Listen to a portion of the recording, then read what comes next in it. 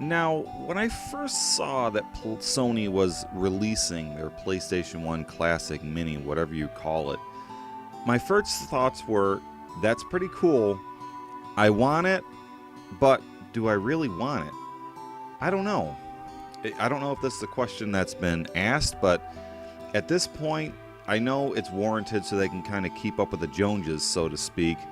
But when you look at the history of really PlayStation, a lot of their games, especially native PS1 games, were only made basically they unavailable until after the PS3, which I believe if you still have a PS3, you can still buy PlayStation 1 Classics for about $5, $6, $7, which, believe it or not, you could easily get almost 20 games for about, on average about $100. So it is nice that they have it in this nice convenient package, and yes, they've upscaled it a little bit. Most emulators that you play PS1 games on will have the graphics upscaled to HD, widescreen, all that other fun shit. But my main question is, are they just doing it to keep up with Nintendo? I mean, I'll say this, Nintendo has a legitimate fight on their hands. The Super Nintendo one was pretty cool. I mean, because it's more nostalgia more than anything else. And unfortunately, or should I say fortunately for Nintendo, if they were to release a Nintendo 64 mini version of it, I would say it would be warranted for more or less for the reason that the N64 controller, if you ever try to emulate that with any other controller, it's damn near impossible. Especially if you're used to playing an N64 game with their controller, and then you try to modify that or try to emulate that via anything else, it just doesn't feel the same. And so I can understand where that comes from. I can also, but I mean, for the Sony, they kind of shot themselves in the foot. I think, at least from the images that we're seeing, that it's not including the analog sticks, the analog controllers. So right there, your first game that's going to definitely not be on that thing is Ape Escape. I figured that would be one of the ones that would be included. That was a Sony-owned, that was produced by them, blah, blah, blah. That one cut completely out. People are kind of talking Metal Gear Solid to be on that list. I could see Metal Gear Solid being on there. It's just how much Konami are they going to allow on there. I've also seen people want Silent Hill. I'm sorry, the way Konami is, they've already shown you 5 games, so it only leaves 10 left. And the way Konami is, it's either going to be one or the other. And personally, I don't think it's going to be Silent Hill. Mainly because I don't think Konami wants to show a new world that, yes, there are unshitty Silent Hill games. Like, they can actually make this. Because they showed no interest in it. And same thing, obviously, Crash Bandicoot 1, 2, and 3, they're not going to appear, obviously, with Activision doing their HD remakes. And I'm perfectly fine with that. And the same thing goes for the Spyro trilogy. You're not going to see that on there either. So you're not going to see it natively as it was. But it's, see, that's the other thing, is some of those properties have changed hands that you would think would be a shoo-in to be on there, but you know for a fact they're not going to be, just purely based on, what they've already done with it. So you're already getting, right off the bat, I say there's 6 titles that will not appear on there. It's the Crash series, and it's the Spyro series.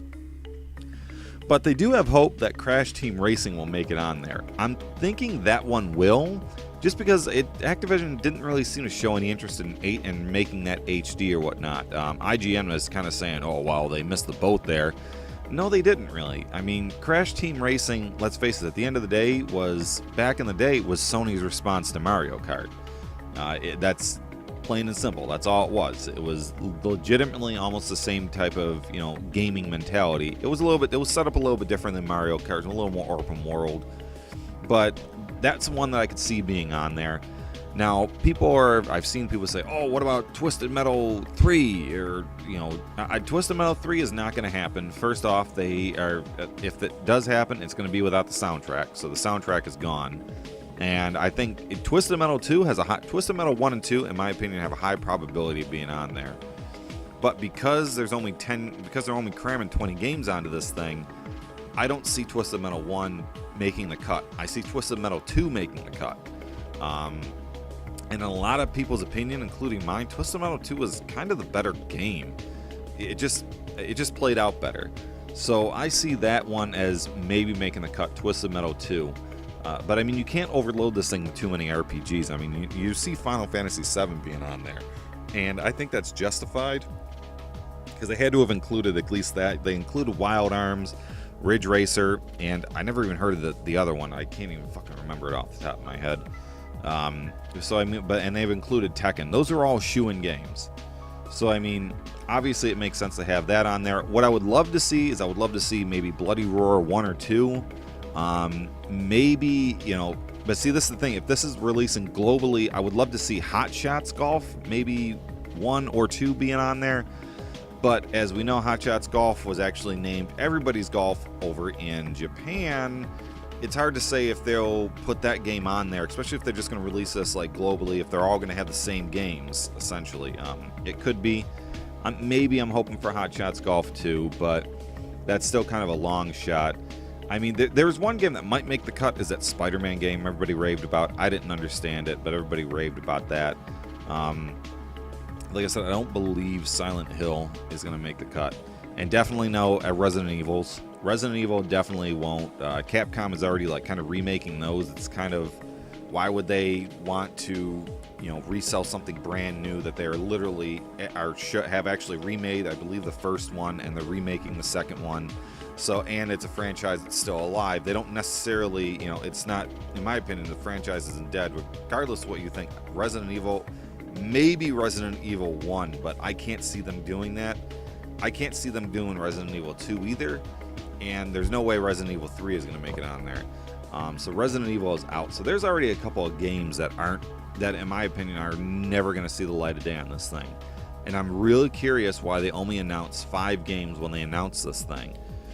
It comes down to, in my opinion, were they just trying to... Are they having issues with the other ones, or they're just trying to keep the other ones a secret? But I'm pretty sure, my opinion going so far is the ones that they've already disclosed are going to be on there are kind of be the ones that they're going to brand as, this is the reason why you need to get this, and I'm hoping they don't just basically what I call shovelware the rest of the games on there, because they say more, because there's a lot of PS1 classics now. In my opinion, see, this is the other thing, is you can get the PlayStation's 1 catalog is so deep. It's like, how do you just pick 20 games? Oh my god, I keep saying 10 games. Fuck, 15. Whatever. I'll correct myself. Yes, I meant to say 10. 15 more games going on this thing. But but I would like to see at least one of the Parasite Eves. Parasite Eve 1 or Parasite Eve 2. Personally, I hope it's 1. I thought Parasite Eve 1 was a little bit better. Those have a high probability, mainly because I haven't seen... Square hasn't done anything with the Parasite Eve series since their last game they released. I'm pretty sure was on the PSP. So I haven't seen that since.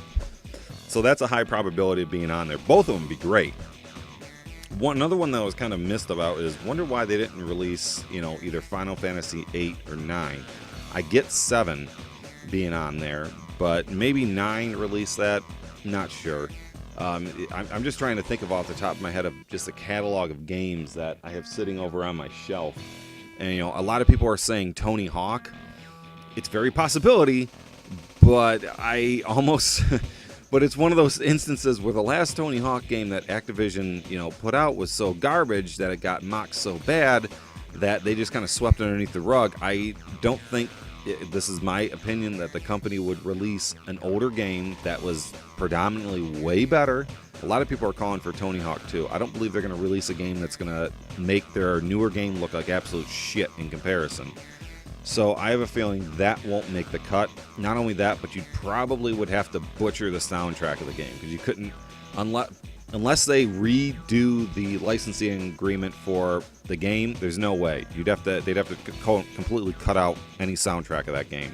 That really goes for any of the games I should think of. That had any type of licensing music in it. I'm almost either just cut the music out or cut the game out. Sometimes it's just easier to cut the game out instead of trying to deal with the bullshit of finding, just filler titles. Because what's going to happen is, we all know, it's what we call the kind of the Crazy Taxi syndrome. Is they released Crazy Taxi without the with the original soundtrack way back in the day, obviously, and then when they re-released it for the PSP and I believe PS2, it had a different soundtrack to it.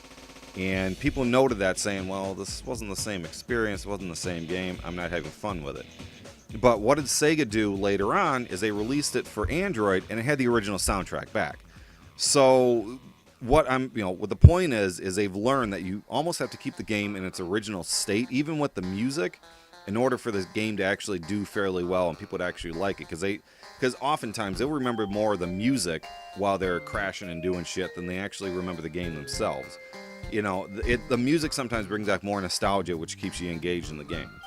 So as far as anything with licensing music on it, I doubt I'll see it. But I would love to see Metal Gear Solid on there. I think that would be a really niche thing, mainly because this is the 20th anniversary of Metal Gear Solid. They just celebrated that probably about a couple weeks ago or a week ago or something like that. 20 years since that game came out. So, that would be pretty big. Now, let's put it this way. Most games that came out in 1998 for the PlayStation, 1998 was a stellar year for the PlayStation. It ultimately determined that PlayStation not only was going to stay around, but that it was pretty much here, quote unquote, forever after that point. Because 98, you had so many great games that shot out of, Sony's ass. It just cemented it as just this end-all be-all system. And Metal Gear Solid kind of capped off that year, and it just never stopped from there.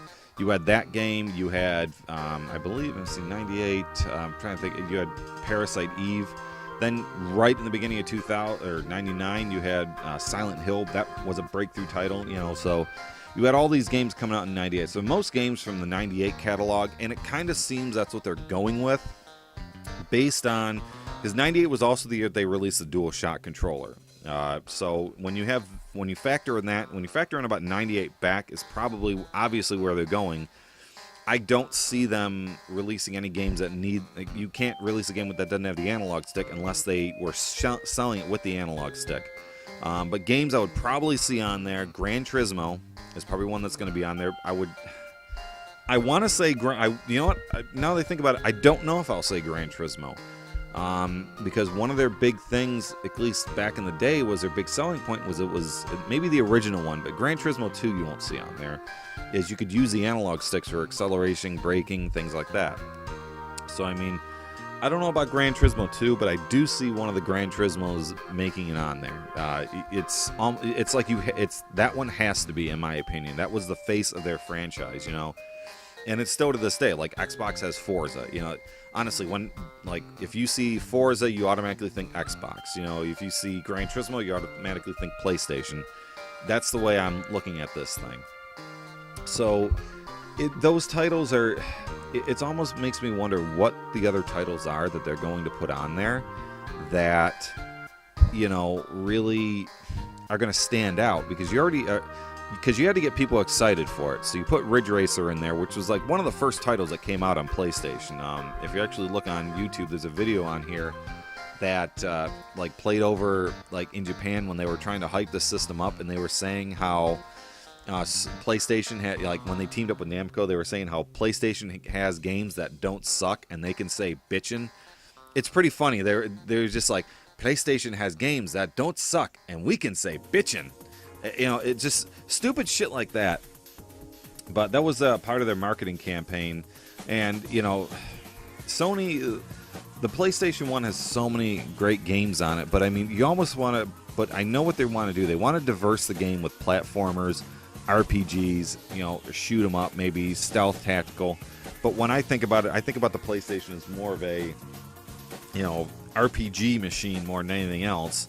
Because let's face it, more aside from Gran Turismo, there wasn't really many other racing games on there. You had Ridge Racer, you also had Need for Speed, but EA's never going to re-release those fucking games, so those aren't never going to make it back on there. I'm just trying to look over on my shelf of what I do have just currently out in sight. Another game that they might put on there is Tiny Tank. It was basically late 99, early 2000 mascot. It was a Tiny Tank, I think, would be a decent game to add on there. Actually, that's one I honestly think is going to be on there. It was just, it was just another cartoony type game, but it was a platformer shooter, but it was pretty funny. It was a little bit more edgier than Crash Bandicoot with his, kind of with a smart-ass personality, but it was still about on the same level where it was playable, and you had fun with it. So, Tiny Tank is one that I honestly do think will show up on there. But I mean, that a lot of people forgot about that game. I don't know why. That's just one game that kind of went over a lot of people's heads. Is when you look back at it, it was a kind of game that was there. I mean, was it bad? No. The game honestly wasn't a bad game, but when you look back at the reviews, a lot of them were saying that Sony was cheap. They're trying to get another mascot, because by the time 2000 had rolled around, Sony had so many mascots rolling for them. You know, it was hard to say who was really the face of PlayStation. It was basically all of them. Let's say 99 Sony had these mascots. You had Lara Croft, you had Crash Bandicoot, you had Spyro. There's 3, you know, and then you obviously, I guess you can call Car a mascot. I don't know, but probably not. But then you're adding like Tiny Tank in the middle of all this, you know. So I mean, they were adding. It was almost like mascot overload is what they were saying, and it turned a lot of people off. I didn't think the game was bad. I just thought it was a decent overall game. Now, I'm trying to think of what other games would really be on there. You know, they have so many, but I mean, when I say games that need to be on there, again, you got to think about what these other companies are doing with these IPs. Like personally, Crash Bandicoot and Spyro, they're gone. If you think those are going to be on there, you are smoking crack, because there's no way Activision is going to allow that. Some people are saying, "Oh, Tony Hawk should be on here." Nope, not going to happen. Not unless they strip all the licensing music out. But I don't think they're going to destroy, you know, show them that there were better games before the shit one that they put out. That ain't going to happen.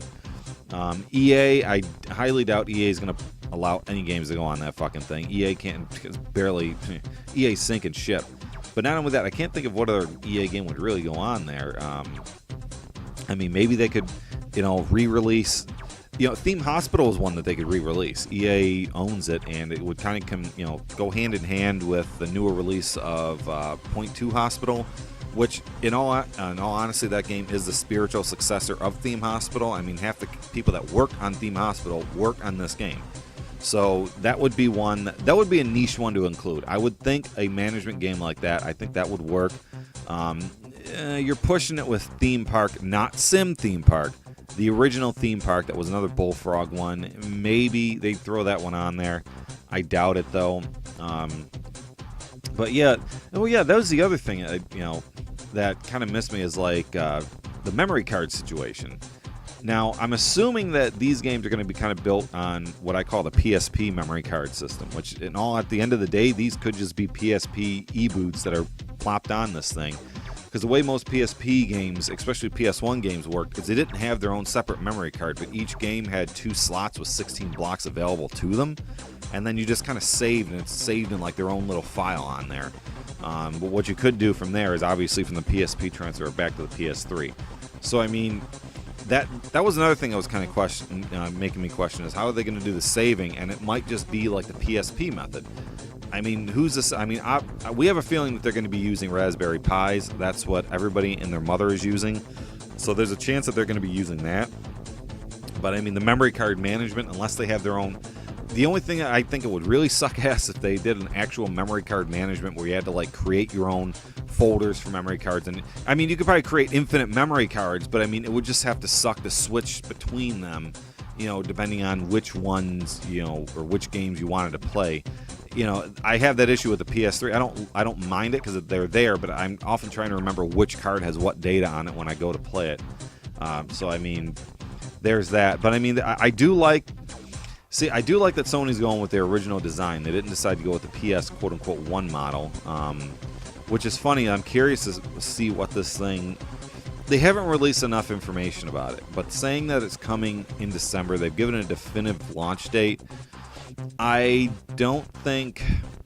Obviously, it's sold out everywhere. Let's face it, 99.9% of those are all scalpers, and I guarantee you they're already up on eBay right now asking like $500 for the fucking thing. It's not fucking worth it. Don't fucking do it. Not worth it.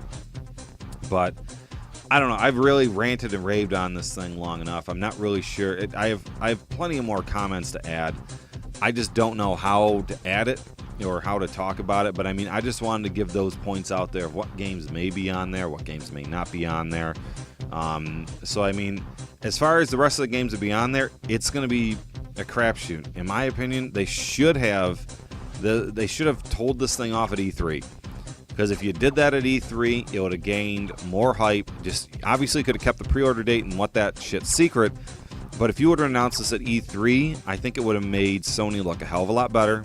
And I think they would have had more position and power to either add more games or add the games that most people really do want to be on this thing. They could smooth over a couple other companies, so to speak. But I'm gonna leave it at this. I don't know what else to really say about PlayStation and Sony in general as far as their classics were to go. Because I mean, basically what Sony and some of these other companies have done as well is they've really beat you over the head with just remakes, HD remakes.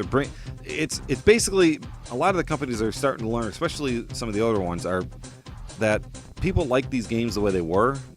But what they're doing is they just keep remaking them and re-releasing them because they were saying, oh, other people need to enjoy this. Other people need to enjoy this. In my opinion, it's going to get to a point where if they don't literally start doing niche things like this, nobody's going to be buying them. But at the same time, if you only want the one game, why should you be restricted to it? My opinion is that the PS4 should have had an option to have those games work on the system. Even if, because they have the PS now. They have the ability to do it. They just don't. And that kind of concerns me a little bit as to they have the ability, and you can't say that PS1 games could be powered by my fucking pinky if it wanted to be compared to the fucking PS4. So, I mean, PS1 games are virtually nothing on that system, and to make a tiny emulator for it, like an official release emulator for it, and throw that in a patch, maybe that's what this 6.0 patch was. Who the fuck knows? Sony promised a lot of things and misdelivered on it. But I'm curious to see what this is, but I would love for them to support that more, because obviously this is a telling tale that people wanted it. Partly, I think if they kept it so much a secret, but the other thing is, I think they were just going on market reaction, because I have a feeling within the next couple of weeks, Nintendo is going to be making an announcement, or there's been talks of the N64 Classic. Now, that's the other problem with that. Now that Sony has thrown their hat in the ring, do you release it this year or do you release it next year? Because if you release it next year, you have the market all to yourself. So if Nintendo really wanted to, they could personally hold off. But since they've been releasing one after another each year, I don't think they're going to stop the trend, but they might. It's hard for me to say. Well, to end this, I've talked for long enough. That was my thoughts on the PlayStation Classic. I don't know what else to say. Comment below. Tell me what I missed. Tell me what I fucked up on. Tell me how I'm wrong. Just tell me something. But until then, I guess we'll just have to wait and see.